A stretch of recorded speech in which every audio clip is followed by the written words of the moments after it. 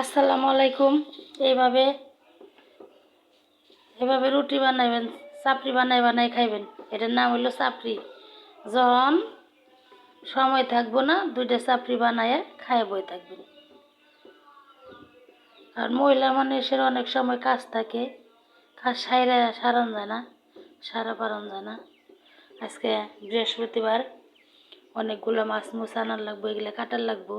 ফ্রিজে মাছ নাই। দেখেন কি সুন্দর রুটি।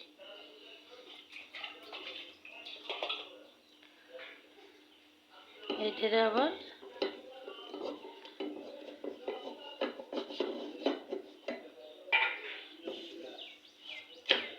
দেখছেন